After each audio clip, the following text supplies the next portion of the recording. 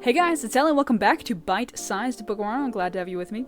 So if you've never been here before, this is just a podcast where I read through one chapter of the Book of Mormon each episode, and I give a little bit of context, give a little bit of insight, give a little bit of good times, so stick around. So if you remember last episode, we read Mosiah chapter 21, in which the people of Limhi are kind of subjugated by the Lamanites. They're getting burdens put upon them, they're being driven, they're being basically, like I said, subjugated. And what do? Do they humble themselves? Do they come to God? No. They try and attack the Lamanites, drive them out of the lands. They fail at this 3 times before they realize, wait a minute, maybe I should be a little bit more humble. Maybe I should pray, And so they do humble themselves, their life gets a little bit easier. Not completely perfect, but still easier. And then the people of Ammon come from Zarahemla, and they bring a lot of hope with them. They're talking to Limhi, they're being like, yeah, we can totally help you with this problem. We can also translate these crazy records that you just got from the land of Jared, which is, super cool. And then a lot of the people that are in the city want to join a church. And there's no one there to baptize them yet, so they can't quite yet, but they want to. And that desire is important. And this chapter is actually going to be the last chapter of the Record of Zeniff, which is, like I said, the backstory of the people of Limhi as Ammon met them. So now we're gonna finish up this whole backstory thing and kind of return to, I guess, the present day as it is. So yeah, without further ado, let's read Mosiah chapter 22.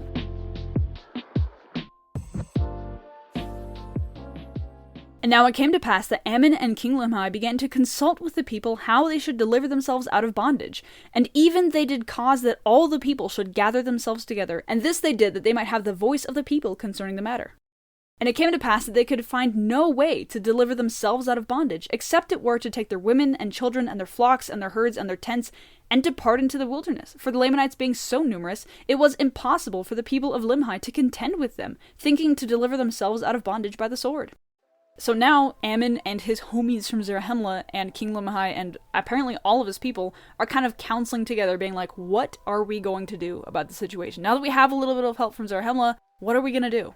How are we going to solve this problem? How are we going to get out of the situation that we are stuck in, that King Noah got us stuck in? There is no solution at first glance. In verse 2 it says, they could find no way to deliver themselves out of bondage. They could not solve their own problems, except for just running away. I think this contrasts pretty well with what King Noah did when the Lamanites initially attacked, because like I've mentioned, he just runs. He leaves his people completely unprepared, completely undefensible, and just leaves. He just runs. He hightails it out of there. What King Limhi is doing is not abandoning his people. He is fleeing the city, but he's fleeing the city with everyone. He's fleeing the city with all of their stuff.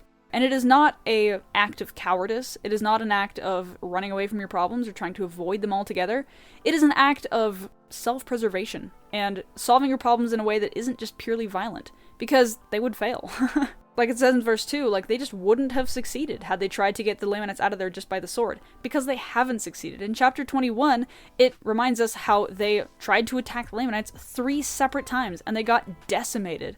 There are now a disproportionately large amount of women and children as opposed to an amount of men, just because they attacked the Lamanites so much and failed so hard. They're not going to try that again. They've thoroughly learned their lesson. And so what do instead of violence? They run. But like I said, this really contrasts with King Noah's actions because it's not out of cowardice. They're all leaving together, and they're only doing it because there is no way to get the Lamanites out of there.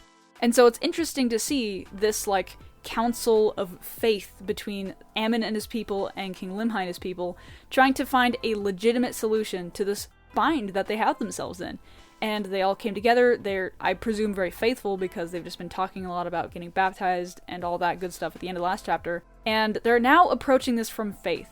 When they were previously not approaching it from faith, their solution to everything was, oh, we just need to attack them. But now that they have God on their side, now that they're, like I said, approaching it with faith and righteousness, they realize, well, that's not going to get us anywhere. What we really need to do is just leave.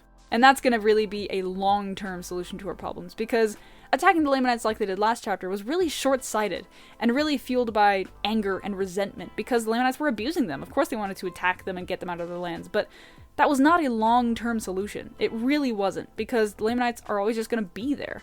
And so, what better to do than just leave? Now it came to pass that Gideon went forth and stood before the king, and said unto him, Now, O king, thou hast hitherto hearkened unto my words many times when we have been contending with our brethren the Lamanites.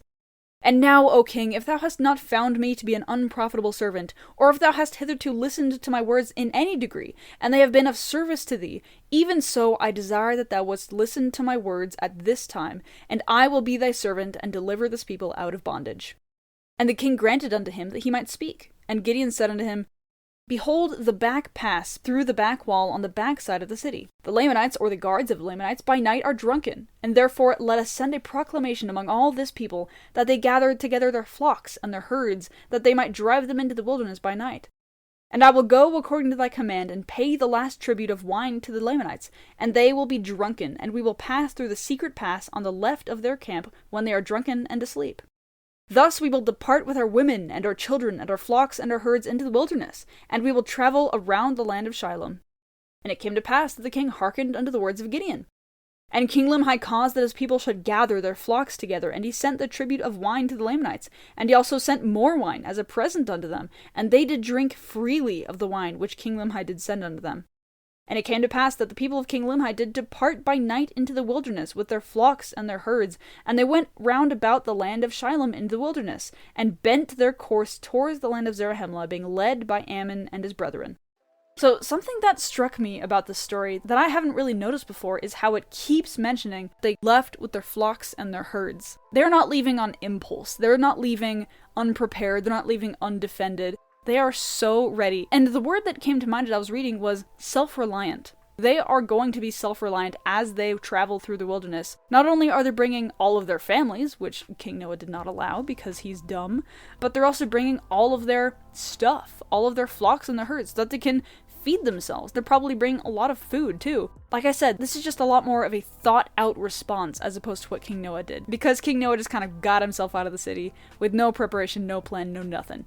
But these people, not only do they have a whole plan to get past the Lamanite guards, which they do by getting them drunk, but they also bring things, you know? And it's a small thing, and it completely makes sense, like, why wouldn't they bring their things? But it just reminds me how much more thought out it is than what King Noah did, and how much better of a response this is to the Lamanites than what King Noah has done in the past. Anyways, that just kind of stuck out to me. Also, the Nephites pull the getting the Lamanite guards drunk trick at least one more time, and it is hilarious to me that it keeps working. Do the Lamanites not have any guidelines for their own guards that they don't get drunk? Fun fact, I'm pretty sure when I was in like 3rd grade, I wrote this story in my class, and it was heavily inspired by this story, and by the getting the Lamanite guards drunk shtick. And I think that is hilarious, because I was in 3rd grade and writing about getting people drunk to escape a city. I can't remember specifically what it was like, but it definitely did inspire my writing as a young child, and I think that is absolutely hilarious. And they had taken all their gold and silver and their precious things which they could carry, and also their provisions with them into the wilderness, and they pursued their journey. And after being many days in the wilderness, they arrived in the land of Zarahemla, and joined Mosiah's people, and became his subjects. And it came to pass that Mosiah received them with joy, and he also received their records, and also the records which had been found by the people of Limhi. And now it came to pass that when the Lamanites had found that the people of Limhi had departed out of the land by night, that they sent an army into the wilderness to pursue them. And after they had pursued them 2 days, they could no longer follow their tracks, therefore they were lost in the wilderness. So this is definitely significantly less dramatic as the parting of the Red Sea whole shtick with the Egyptians, but it is a similar thing where these people left under the thumb of the Lamanites by night, and once they realize, they send an army to go chase them down, and then they lose their tracks, they can't find them anymore. Oh man, too bad. Obviously not the Exodus story, but it follows a similar arc to it, although it's significantly less dramatic. Anyways, that just kind of came to mind. But I think that it was a minor miracle that the chasing army of the Lamanites just lost their tracks, because an entire city is walking to the land of Zarahemla, and the Lamanites just lose their tracks? A whole city is walking with all their provisions, all their food, all their flocks, all their herds, and they just lose the track? That is crazy to me. That is something that we don't really think about as a miracle, but I think that it was a miracle. I think that God was involved in the fact that the Lamanites weren't able to catch up to the people of Nephi, because the people of Nephi could not walk as fast as an army could. They had their families, they had their animals, they had all of their worldly possessions with them as they were walking. They couldn't exactly march like an army. And so I'm sure that had the Lamanites not lost their track, they would have found them. But they didn't. That's just one of those things that is often overlooked, but actually a huge miracle. So the stand-up verse that I want to talk about is actually going to be verse 1, and it says, "And now it came to pass that Ammon and King Limhi began to consult with the people how they should deliver themselves out of bondage. And even they did cause that all the people should gather themselves together, and this they did, that they might have the voice of the people concerning the matter." So the phrase I want to focus on in this verse is how they should deliver themselves out of bondage. Because I think that this has to do with a balance of faith and works. And as I mentioned last chapter, they had that really out of balance for a while. They tried to attack the Lamanites to get them out of their land and to solve their problems purely by strength and purely by, as you might put it, works. But they had no faith backing it up. They had nothing spiritual backing it up. They were just angry. And so they were way over on the works side of the balance. And if they had just sat there and prayed and done nothing, that would be way too far on the faith side of things. And so there is a balance to be had, where the actions that you take have to be inspired by and backed by God. That's why the phrase "deliver themselves out of bondage" is so interesting to me. And especially the fact that they consult about it and they bounce around a lot of ideas and they finally come to a solution of just running away.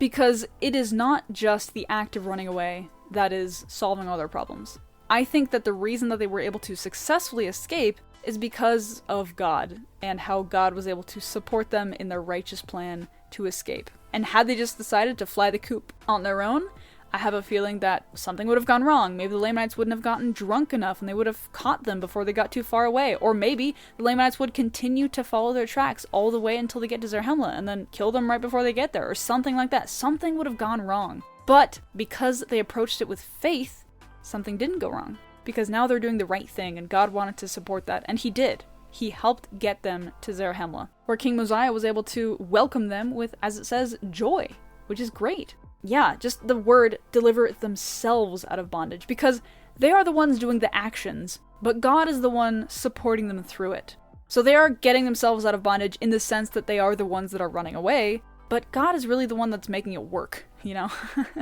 Because they've tried to solve their problems before by their own strength, and it has not worked. Not even a little bit. But now that God is on their side, as you might say, it's working.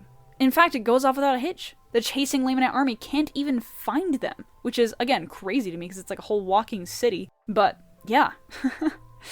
It is only because of the miracles of God that their crazy plan works. And so I think that these people have finally come to a good balance of faith and works. They came up with their own plan to escape the city. They brought it to God. God was like, yes, let's do that. And then they went. That is how it went. And that is why it worked, which is pretty miraculous.